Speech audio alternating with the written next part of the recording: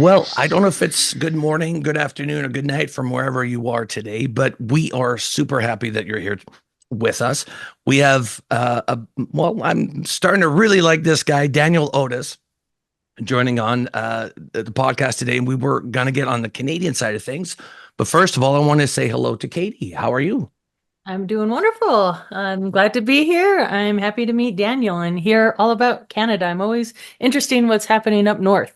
It's both exciting and deceivingly disappointing at the same time. Oh. So it's really weird, but we're gonna get into that. Daniel's been covering that as well. So Daniel Otis has been on the podcast before. I believe it was when one of his Vice articles or one of his previous Vice articles came out, and I had years ago. I think Daniel's when I had you on when I was a single host. I was still a single host back then, but we had you on, and you've been covering the UAP UFO aspect of things on the Canadian side.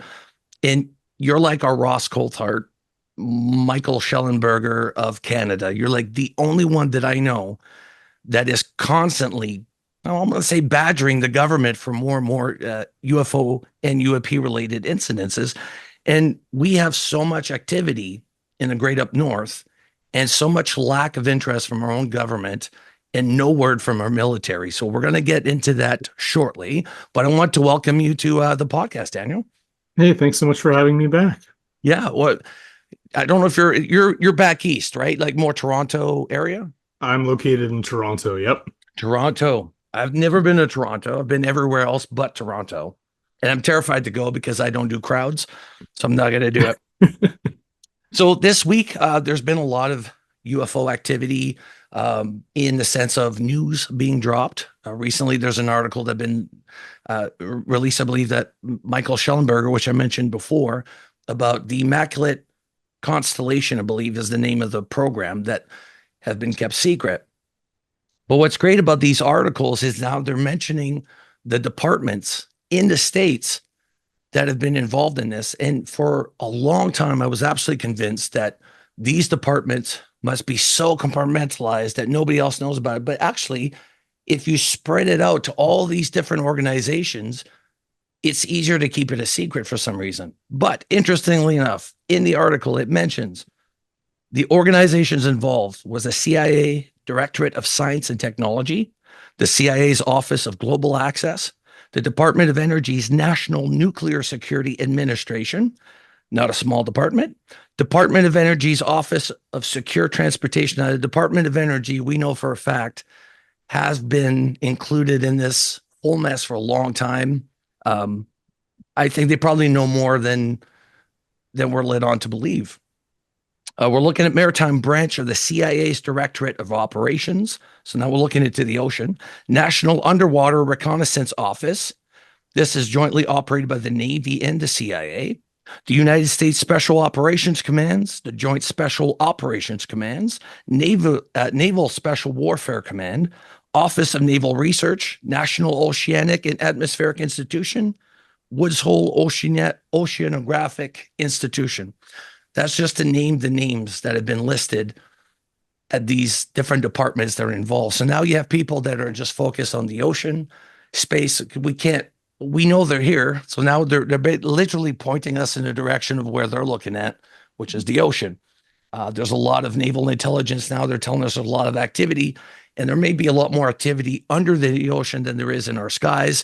So that's something I'm really excited to see play out as the weeks play out, for sure, seeing what comes out of it, how much denial we get, and if Congress does anything about it. Daniel, you've been covering the Canadian side of things, and it's a lackluster from our government and interest, I think, in our political parties.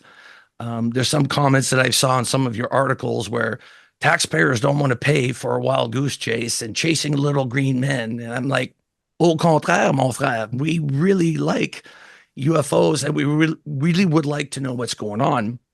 So I would like to take your take, or know your take, on being, sort of like the only guy swinging for disclosure on our end, on the journalistic side of things. So how did this start and how's it going?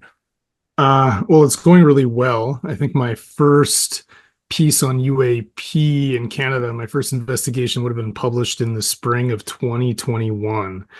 I've been working as a journalist for more than a dozen years with bylines in most of our major publications here in Canada. And I guess it was during the pandemic when a lot of us had a little bit of extra time on our hands. I started digging into the subject. What inspired me, I believe it was in the spring of 2020 when the Pentagon confirmed the veracity of the videos that were published by the New York Times back in, I guess, that famous December 2017 article. Seeing that made me want to know, what was going on in Canada. I was seeing some of the great journalism coming out of the United States, and it didn't take long to realize that journalistically speaking, really nobody was covering the subject up here. So I immediately started filing freedom of information requests, and lo and behold, the first returns that came to me were so-called vital intelligence sighting reports from Canadian NORAD operations of unusual lights and objects spotted by commercial medical pilots in Canadian airspace. That first report was fascinating. It was in Manitoba. It was a medical transport flight that was followed by, quote, an inexplicable bright light as they traveled northern Manitoba, a very remote region, quite late at night. So that was from the first story. And since then, over 200 Canadian Freedom of Information requests have yielded thousands of pages of records detailing involvement from Canadian transportation officials, our Air Force, military, scientific advisors to the government, etc. We don't see the same degree of active research and effort, I think, from Canadian institutions, but it's, definitely something that's on the radar. Wow. Yeah. And then Katie, of course, working in the States, she hears a lot from tons of investigators stateside. On our side, nothing, because we don't have as many investigators, but also we don't have the resources to do what we're supposed to do. I think we don't, MUFON Canada doesn't have much of a budget. So really it is depending on the investigator and spending out a budget or out of their own pocket. And Katie, you do that on the daily. Yeah, well, my question for Daniel is, it seems to me this goes back even, probably even into the 50s and 60s, but for sure we know the 70s, we had NORAD, United States intervening in Canada, scrambling jets. And some of talking about like the burns and some physical evidence of some really great cases up there in Canada. Has the United States been intervening? How far back do you see the records going? Yeah, let me answer the second part of your question first. I have had a good look at historical records that were proactively released by Library and Archives Canada, which I guess is similar in function to the Library of Congress, maybe. Anyways, looking at those records, I was able to see, a degree of historical continuity that reports were being filed from citizens, pilots, soldiers, police officers, going far back in Canada in the early 1950s. There's a piece I'm working on now that involves, reports from certain police members. One of my earliest stories I did for Vice detailed Canadian military sightings. And just to give you an example about historical continuity, there's one base in North Bay, Ontario, which is kind of the nerve center for Canadian NORAD operations.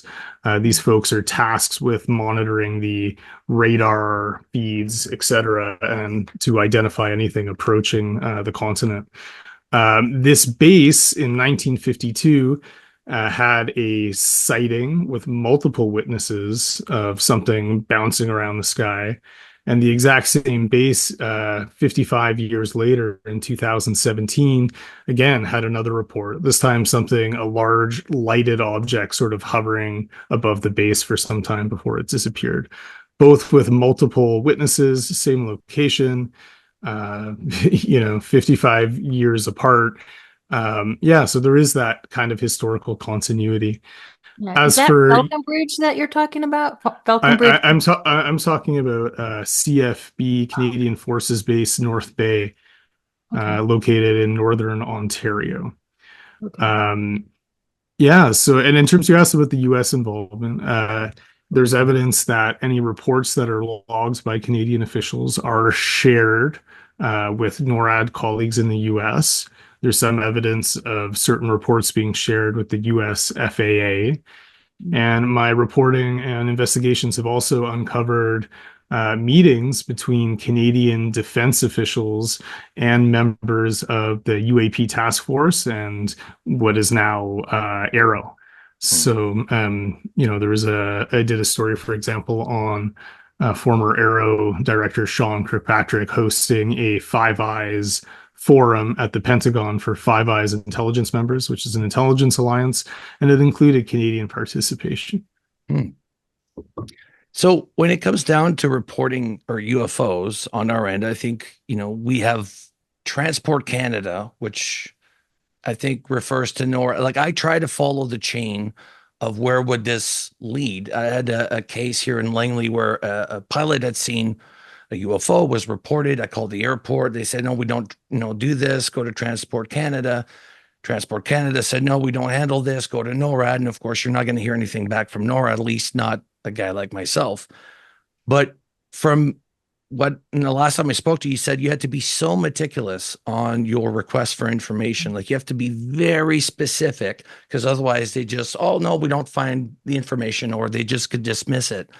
So in your research, how does our military and government on this side of the border handle these cases? Oh, I wish I had it in front of me for my notes. I did a bit of a diagram outlining the chain of custody of reports in Canada. Specifically, I mean, reports often go to police forces. I think that's one thing I should mention first. But generally speaking, if the Canadian Air Force or let's say a pilot sees something, the first report, would probably go to air traffic controllers. In Canada, our air traffic control infrastructure is completely privatized. It's kind of a unique situation in the world.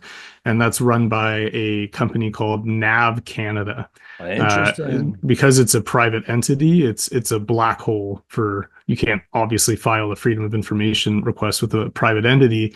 Whereas if you had an aviation case in the US, you could file information request with the FAA for air traffic control audio. Here, it doesn't work that way. But NAV Canada is obliged to share information on aviation incidents with Transport Canada.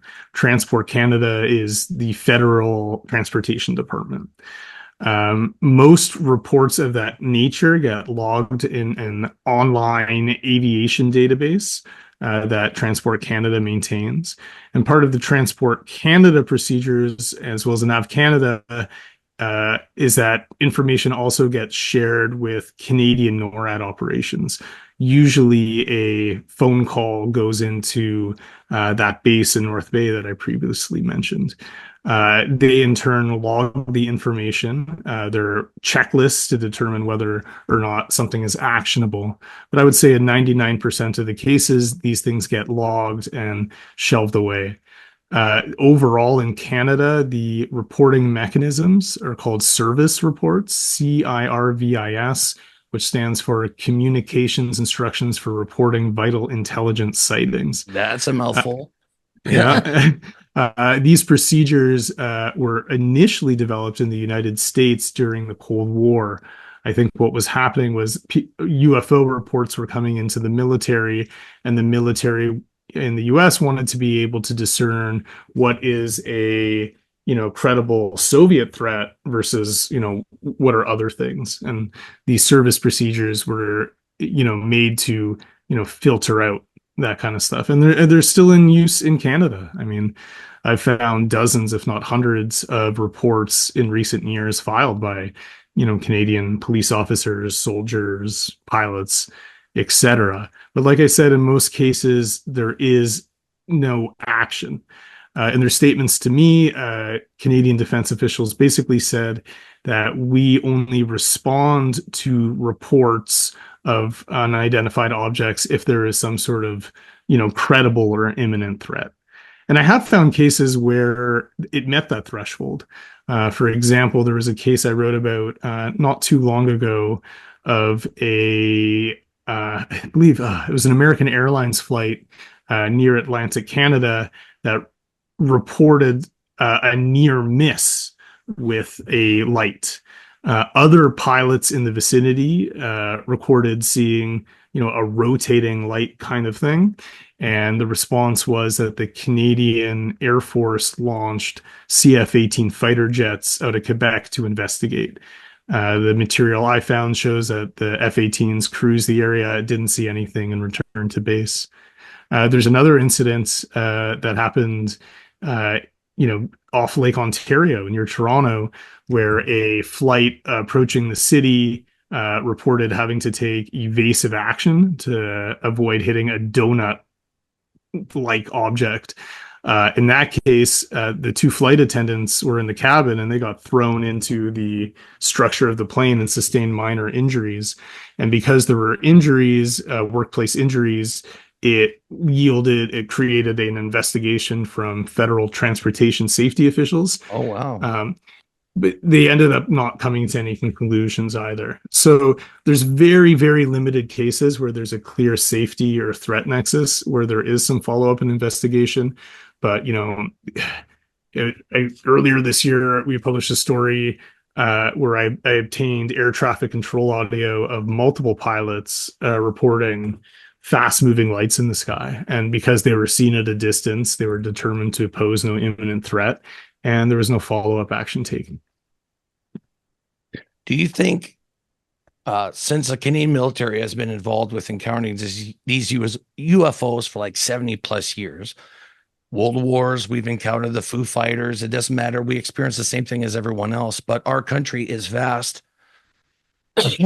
many places to hide, now, not only for ourselves, but for entities of somewhere else. I know the Great Lakes are of great interest as well because they're practically oceans, small oceans.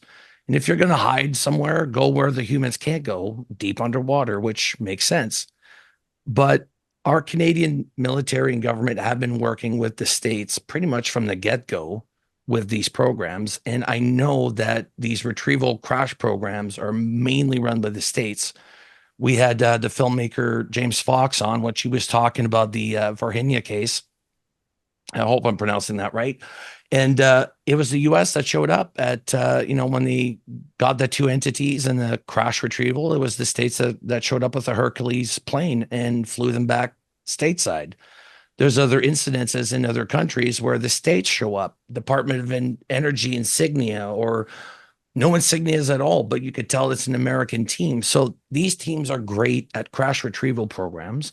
And recently, as I think it was last year, we had, was it 3 shootdowns after the balloon? There was 3 shootdowns of UFOs. I'd like to talk to you about the Canadian aspect of this because you looked into it and you even released a picture that was released to you, but it was a photocopy of a copy of an email, I believe. So we're not even getting the right information. We're not even getting an actual visualization. So I think they're treating us like we're fools. But what have you uncovered from like those events? Like, why did it go nowhere and just disappear? Are you specifically referring to the shootdowns of February The shootdowns, 2023? yeah, last year. Yeah, well, it was fascinating, right? We had this very high-profile suspected Chinese surveillance balloon incident, followed by 3 shootdowns of smaller objects. We got lots of images and information on the suspected Chinese surveillance balloon. We got almost no information on what the other 3 objects were. They were shot down over Lake Huron, Alaska, and Canada's Yukon Territory. As you mentioned, I recently published a story where we published the first confirmed image of one of these objects, which specifically the one that was shot down over Canada's Yukon Territory on February 11th. Anyone who's seen it knows you don't get too excited about it. It's a grainy black and white reproduction. It looks like a photocopy of an email printout. Isn't that what they always give us, though? Isn't that exactly what they always give us? Yeah. Well, but look, just the other week we had a very dangerous intercept of a Russian fighter jet over, near Alaska. And in that case, there was high quality video image that was released to the public within days. Here we have this grainy image. What's interesting is, this object, which the internal documents refer to as UAP-23, being the 23rd UAP tracked over the continent that year, 23rd really? by February 11th. Did not know that. Well, So continent, you're talking about the North America or just Canada? North America. Oh, wow. NORAD also, the Alaska object was labeled UAP-20. The Yukon object was labeled UAP-23, which means the Huron object was UAP-21 or 22, and then there was another one in there in the same period that we didn't hear about, the public didn't hear about. Anyway, so I got this image and released it, and what was interesting was the documents that I was able to see about it, the internal emails that were released through the Freedom of Information request.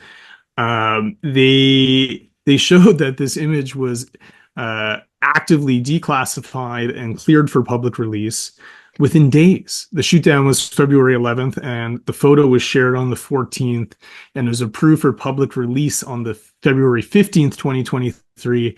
And then later that afternoon, a senior public affairs official in the Canadian military raised their voice to say, I think this will create more questions and confusion. And then the image was never released until like a year and a half later, when a very awesome researcher who I've met online sent me these documents, which we then confirmed as being the real deal. That's another thing worth noting. That case in particular, those documents were sent to me. I do tons of information requests myself, and thank goodness there are folks out there who do their own, because I certainly can't get everything and cover everything. So this was an awesome case where a citizen researcher who wishes to remain anonymous sent over something that was really valuable, because that was the first confirmed image. The email chain describing it talked about it as being a cylindrical object, a suspected balloon, metallic and white, with a wire and some kind of payload hanging from it. To me, it sounds like a balloon, but the image that we are given you can't really reach any conclusions with an image that crappy, right? As for the secrecy surrounding these, three other shootdowns, one can only speculate. Were they shooting down sensitive foreign equipment they don't want the public to know about? Were they shooting down hobby balloons and it was such a waste of time, money, and energy that it's a great embarrassment? Were they shooting down something else entirely? It could be any one of those things or a combination. And the fact that we have so little information on these incidents, a year and a half later, I think is a great disservice to the public, who I think ought to know, what's flying around in our airspace, and we have a right to know how our taxpayer money is being spent to deal with these things. Yeah, that's going to be my question to you. I mean, first of all, I think the Tic Tacs, Jason and Daniel, you might know, but didn't they have little protrusions on those as well? Like little hooks, yeah. Yeah, which is really interesting. And we know the cameras on these jets are incredible. They could probably see what's in the palm of my hand or something, right? So we know the images are there. But with everything that you're doing there in Canada, what are you trying to, are you guys doing like where you want disclosure from your government as well? What are you hoping to gain access to and get out of what you're doing as far as? I think, in a related note, I should mention Canada has one known official UAP investigation effort. The Office of the Chief Science Advisor of Canada. This is like an arm's length scientific advisor who reports directly to the Prime Minister and Cabinet. Her office should be in the finishing stages of a report on UAP that will be released to the public, hopefully by the end of this year. They're calling it the Sky Canada Project. And what this report is going to do is basically summarize and capture UAP reporting mechanisms in Canada and offer recommendations for improvements, if any. And based on my research, I'm sure they will have recommendations for improvement. That's kind of what I would like to see is that, these reports and this material that's being logged by transportation and defense officials year after year after year, that material be made available for researchers from a scientific perspective. The Canadian military was actively involved in the file in the early stages of the Cold War, and then soon got out of it, specifically because they didn't see a clear defense nexus to what was going on. I think one of the great problems with how this subject is handled in the United States is that, it's this hyper focus on threat and national security. In a practical sense, as a researcher, one knows that you can probably get American politicians to speak to you more readily about this than you can Canadians. But when it comes to the freedom of information system in the United States, it's almost impossible to get case data, UAP case data, specifically because it's treated as a national security threat. And national security considerations are one of the things that allows you to withhold material under freedom of info legislation. Here in Canada, that's not the case. The military does not handle most cases from a national security lens.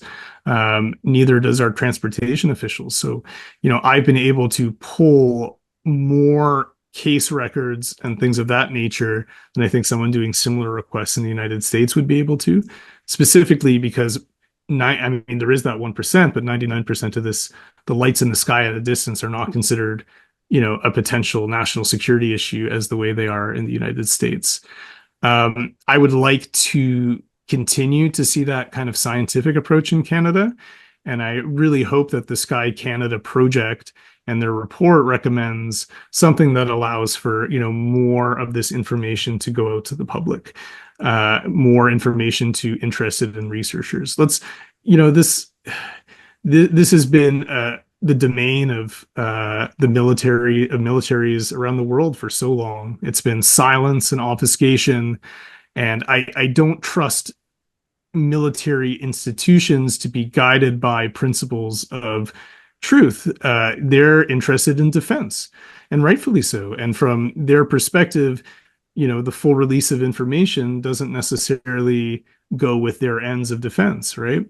So I would like to see this more and more moved into the scientific realm. I think, we have the Scientific Coalition for UAP Studies, the Sol Foundation, the Sky Canada project here in Canada. And that's what I want to see, just for the sake of transparency and openness, because, this has just been such a murky black hole for so long.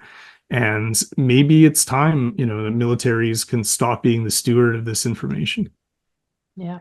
Do you have faith in that, in the sense of, I know if there's reverse engineering programs, and I know Canada's involved in that somewhere, but politically in Canada, we're hurting, and there's so many other issues above UAPs that need to be addressed first. And I feel like in Canada, this is always the last thing on their list would to be addressing disclosure or anything along those lines. Do you think Canada will step it up once the States gets the ball going on this, and then maybe Canadian programs start being leaked out, like the names that I've mentioned earlier?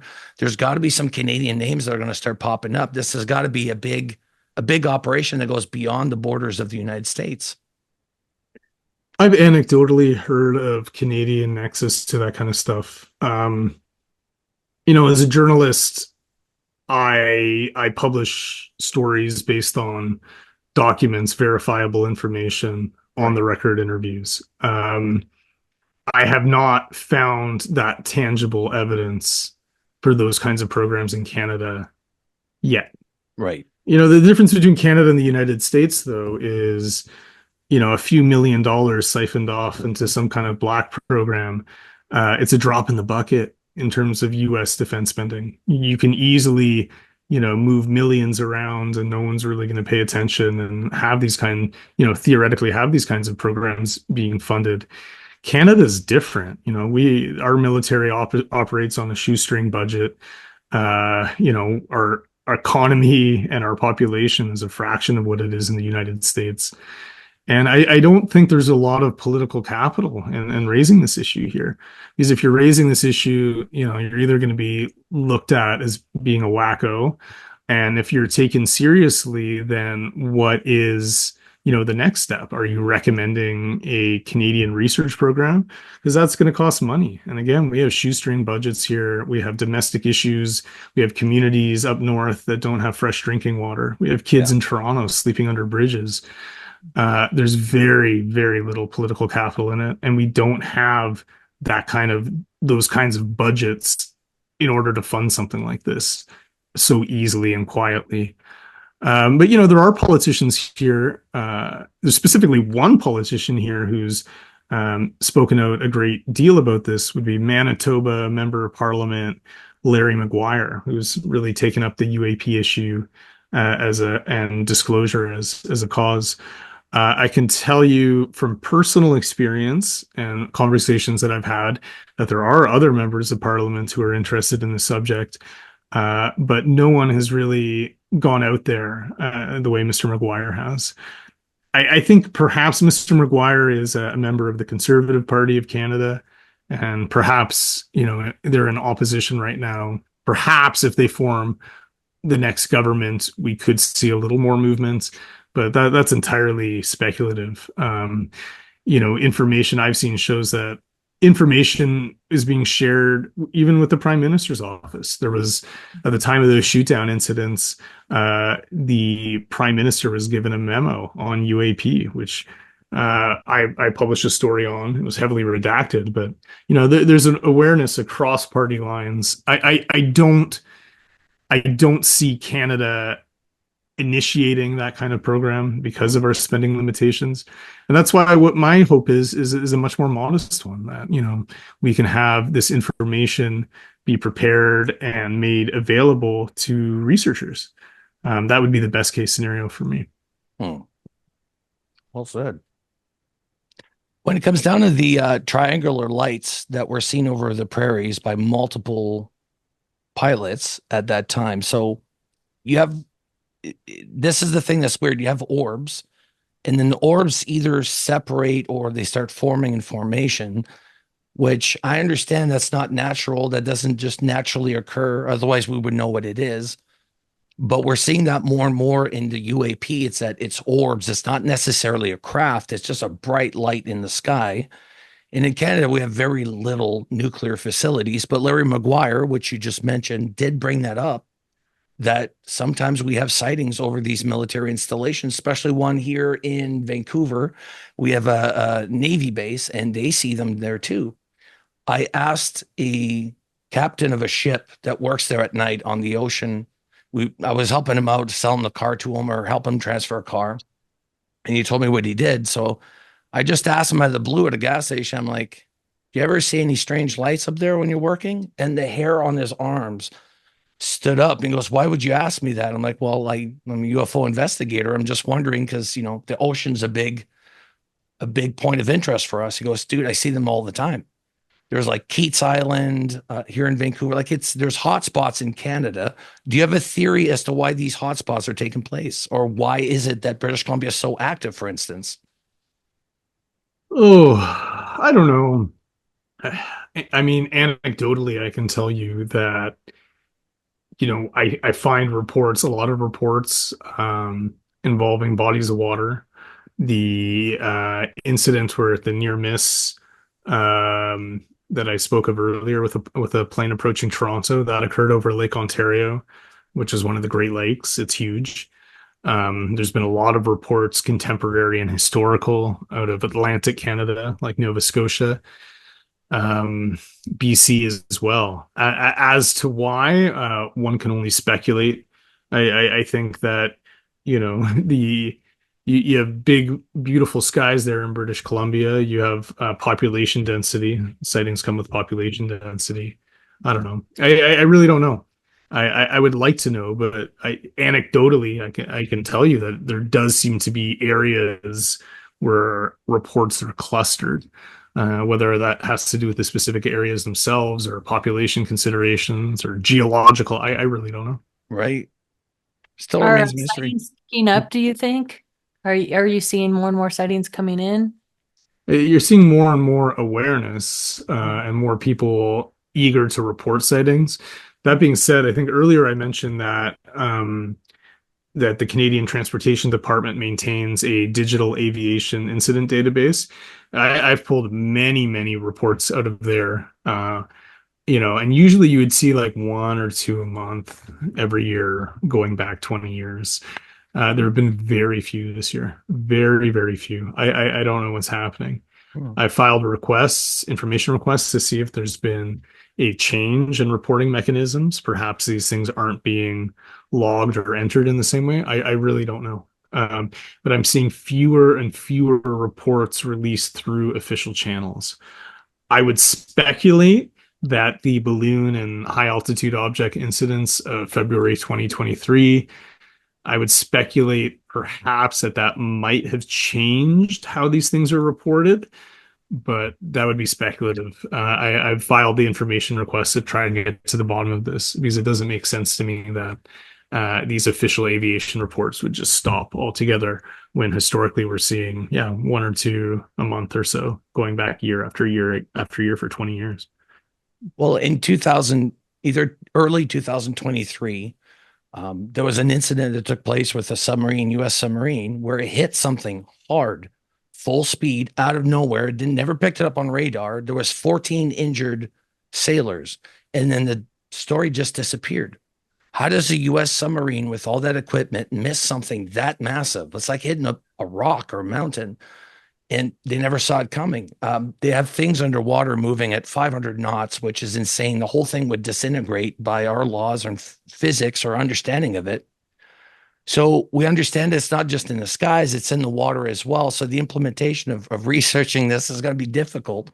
But we have all these different compartmentalized things like Air Force, you're in charge of when they're in the air. Navy, you're in charge of when they're in the water, as opposed to having a unified group.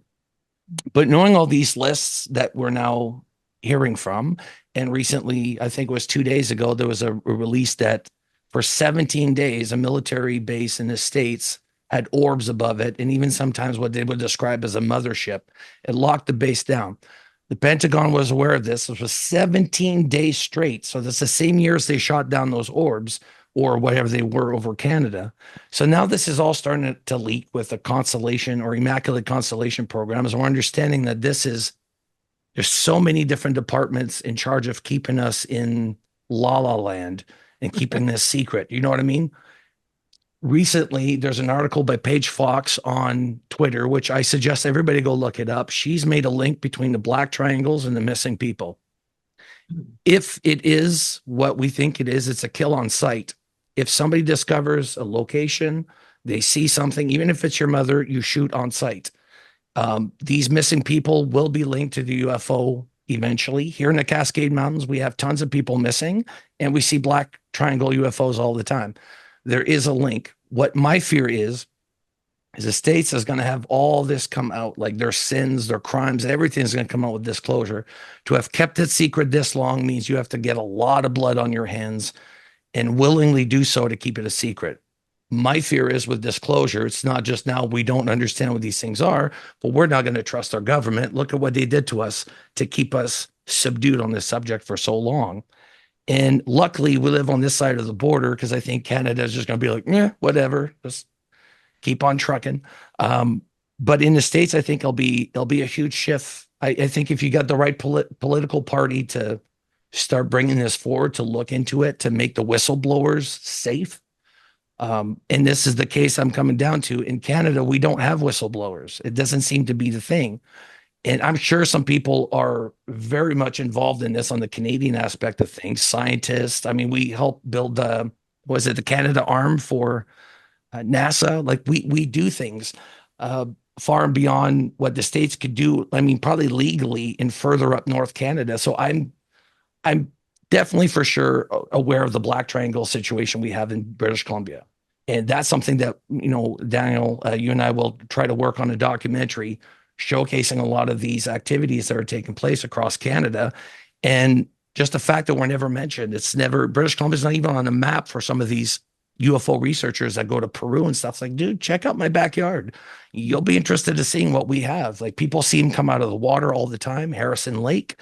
We're inundated with it, but everybody's quiet. Nobody talks about it, right? It's like a dirty little secret. It's like you have to find people online in my region just to be able to get some information.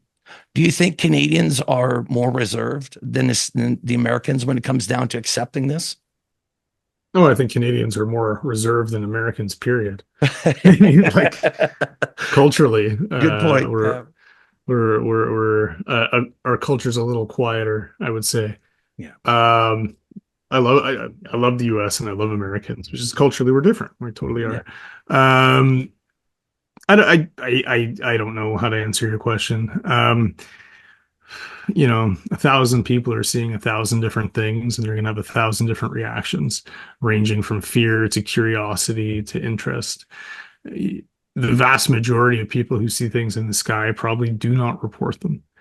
I mean, as a much younger man in my early 20s, I was camping in Death Valley, California, and at night I saw some bright lights high above me that I could only describe as, being erratic in their movements. And at the time, I didn't think anything of it. The Death Valley is surrounded by U.S. weapons testing ranges. I wasn't really tuned into the UFO subject at the time. I didn't even think of reporting it anywhere. And I think that's how most people approach the subject. I think the issue has really come out more in US mainstream news as well as US popular culture. You have your major networks in the US covering UAP developments now. You don't really see that in Canada. We got you, buddy. We got you. Yeah, you have me. And other mainstream major media outlet journalists in Canada aren't really touching the topic unless they're covering US developments in terms of enterprise journalism and finding new data in Canada. It has been me. I would love it if some other journalists joined me in the effort, because I'm one guy and I'm going to miss things, and not every information request I write is going to be the perfectly worded, so I welcome more of that here. But that's what inspired me to get into this in the first place. I've been working as a journalist, like I said, for more than a dozen years, writing on lots of things, investigating lots of things, did a lot of work overseas. And when I saw that the US developments, that this wasn't being covered here, it was inspiring for me. But what was even more inspiring was when those first information requests came in with results, and I could see in very plain language that officials here are aware. I've totally lost the thread of your original question. Sorry. Me too, but I just enjoyed listening to you. Yeah. You just get me talking. I'll press play. What was your question? Oh God, now I forgot. Katie, back me up. Ask a question. Well, as the American on this this discussion, what I'm afraid of, and like I said, I think this has been going on, through the late 40s, 50s, 60s, 70s, 80s, for decades now, where the Americans have kind of, like Jason said, have gone into, Mexico and Peru and Argentina and Brazil and Canada and kind of taken over. And so I feel like, I don't hold my breath. Also, like you said, there's so many secrets that have been kept. We've been lied to. There's blood on the hands. There's these black access programs, and probably countless hundreds of people that have been affected by it. And so there's this whole liability thing going on and all that stuff, and a distrust, right, just in general, of our government. And so I look to other countries, maybe, like, I'm just excited in the fact that you are getting all these reports sent to you. There's one guy out there who's filing these Freedom of Information Acts, and you're getting hundreds of reports back. That is exciting to me as a researcher and an investigator, because that's what needs to happen all around the world. And then that needs to be brought back to the States, and then kaboom. It has to be this big movement. And I just want to thank you for doing all the work, number one, because it's exciting. I just want to fly there and start digging through all your stuff. What do we have here? But I do have just a personal kind of question, and this is the November 11th, 1975 incident out of Falcon Bridge, Ontario, and they were tracking several anomalies on radar. They watched them for several hours. They were going, I think it was 35 nautical miles over the Great Lakes. And so they scrambled two F-106 Delta Darts out of Selfridge, Michigan in pursuit. And that was the morning of Travis Walton's return in 1975. And then in my county here in Colorado, they scrambled two jets that same day, November 11th, 1975. So for me, it's a really exciting case because it's actually on the American National Enquirer that Air Force scrambled jets. And that was Falcon Bridge. And I was curious, do you know of that report? And is there military bases right around there? I think you mentioned that there were. I've heard of that report. I'm sorry, I'm thinking. I have not taken a deep dive into that one. So I have nothing to add except that it doesn't seem like an isolated incident because I've seen other reports, from that Cold War era of things being tracked, of military personnel spotting things above bases and lakes. I have heard anecdotally of, U.S. involvement in alleged retrievals, but I mean, I have no documents I can wave around to speak of that. Well, I hope that you can look at that more because also on that date was the Edmund Fitzgerald, and all 29 men went missing off of that ship, the Edmund Fitzgerald, when they scrambled those jets. Katie, I'm adding this to my to-do list right now. Wait, Katie, at the same time, yes, that happened in that area? Yeah, it happened in the Great Lakes. The Edmund Fitzgerald went down. 29 people went missing. That was November 11th, 1975, when they were watching all these anomalous reports from. Wow. Yeah. Okay, did not know that. I have to look into Ontario. So, I'm excited. Okay. You just taught me something I didn't know, Katie. Daniel, how awesome is that? That's awesome. I hope you get back to me on that one. I'll be curious about that. For sure. Yeah. Yeah, I think one thing worth mentioning as well, again, something totally that unconfirmed that I haven't been able to find evidence of, but Larry Maguire, the member of parliament, sent a letter to our previous defense minister asking her to reveal information on alleged Canadian military involvement and, alleged retrieval programs. So I spoke to Mr. Maguire's office. I asked very nicely if I could speak to their source of their information, and this person was not interested in chatting with the media.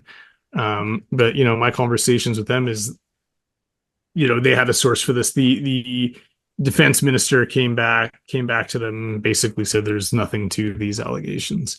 So these kinds of stories persist. I would like to be able to, one way or another, prove or disprove this kind of stuff is going on, but so far it's been a bit of a black hole information wise. Isn't that the case for everything related to this subject? It just always ends up in a black hole. What other subject? The closer you look into the UAP mystery, the more opaque it becomes. What else is like that? Any other subject, whether it be wildlife crime in Cambodia or wasteful government spending in Canada, everything else I've investigated, you achieve a degree of clarity the closer you look. Not here. Maybe if we tell our current government that they could carbon tax the aliens, maybe they'll get on it, right? That'd be great. Daniel, thank you so much for coming on, man, and gracing us with your presence here. Katie, do you have any final questions for our guest today? I don't. I just thank you for everything you're doing, and I hope that you can get in touch with Jason. I would be curious to see what you find on that particular case since it has a tie here. But just thanks for everything you do, and good luck. I just keep pushing and fighting that good fight. I mean, yeah. No, thanks so much for having me. Yeah, and we'll continue to support you, my man. This is what it's all about: teamwork to make the dream work. And I know you're sort of alone in your corner, but I'm at the other end in BC, and I got your back. Okay. I appreciate it. Awesome, guys. Thank you so much.